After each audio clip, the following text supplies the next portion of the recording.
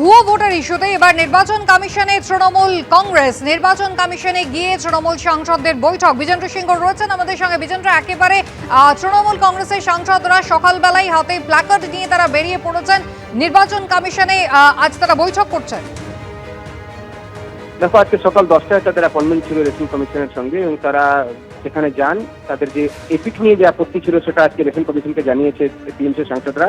তার সঙ্গে একটা নতুন অভিযোগ তারা করছেন এবং তারা বলছেন কি যে ইলেকশন কমিশন এখন সিদ্ধান্ত নিয়েছে কি ভোটার আইডি কার্ডকে আধারের সঙ্গে লিঙ্ক করবে, সেটা তারা প্রতিবাদ করছেন। তারা বলছেন কি তারা কোনোভাবেই চাইছেন না কি ভোটার কার্ডকে আধারের সঙ্গে লিঙ্ক করা হোক। তারা বলছেন কি এটা যদি করা হলে আরো যে ডিসক্রিপেন্সি রয়েছে বা আরো যে ত্রুটি রয়েছে সেসব হয়তো ইলেকশন ভোটার তালিকায় বাড়বে। তারা বলছেন যে পুরো ত্রুটিমুক্ত এখন আধার কার্ডগুলো হয়নি এবং যদি এপিকের সঙ্গে লিঙ্ক করা হয় সেক্ষেত্রে আরো ত্রুটি বাড়বে ভোটার লিস্টে, সেই অভিযোগ তারা করেছেন। এই দাবি নিয়ে আজকে ইলেকশন কমিশন থেকে তারা প্রথমে হেঁটে আসেন বিএচও অব্দি।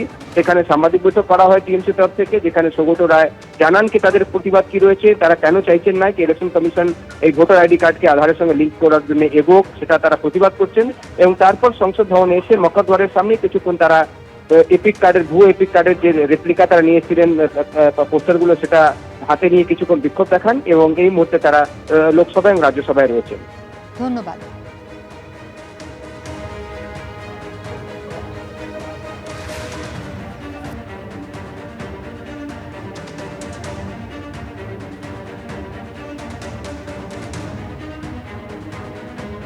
এসএসসি 2016 সালের পুরো প্যানেলই বাতিল করে দেয় সর্বোচ্চ আদালত। কলকাতা হাইকোর্টের বিচারপতি দেবাংশু বসাকের ডিভিশন বেঞ্চের যে রায় ছিল তাই বহাল রইল গতকাল সর্বোচ্চ আদালতে। শিক্ষক ও অশিক্ষক কর্মী মিলিয়ে চাকরি হারালেন 25,752 জন। বৃহত্তর পরিসরে জালিয়াতি হয়েছে, সেটা ধামাচাপা দিতে গিয়ে অপূরণীয়ভাবে কলুষিত করা হয়েছে গোটা নিয়োগ প্রক্রিয়া। নির্দেশ দেশের প্রধান বিচারপতির বেঞ্চে।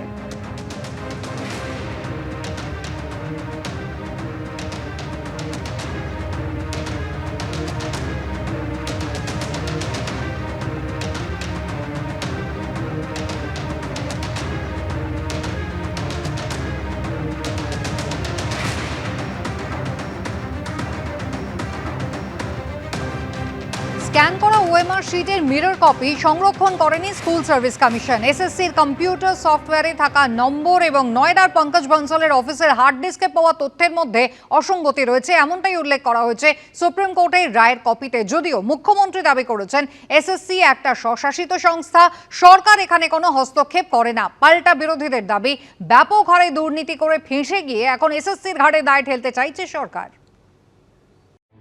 চাল থেকে আলাদা করা যায়নি কাঁকড়। এই প্রেক্ষাপটে কলকাতা হাইকোর্টের রায় বহাল রেখে এসএসসির 2016 পুরো প্যানেল বাতিল করে দিল সুপ্রিম কোর্ট। কিন্তু এই 26,000 চাকরি বাতিলের দায় কার? যারা সরকারি চাকরির উপর ভরসা করেছিল আজ তাদের চোখের জলের জন্য দায়ী কারা?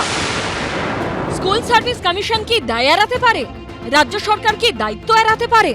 2016 সালের প্যানেল বাতিলের পর কলকাতা হাইকোর্টের বিচারপতি দেবাংশু বসাক ও বিচারপতি মোহাম্মদ সাব্বির রশিদির ডিভিশন বেঞ্চ যে নির্দেশনামা দিয়েছিল তাতে স্পষ্ট উল্লেখ ছিল এসএসসি যে ওএমআর শিট স্ক্যান করে তার কোনো প্রমাণ রাখা হয়নি, কারণ এসএসসি সার্ভারে কোনো স্ক্যান কপি নেই।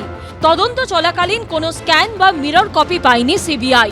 ওএমআর এর কোনো স্ক্যান কপি সার্ভারে না রেখেই হার্ড কপি নষ্ট করে ফেলা হয়েছে।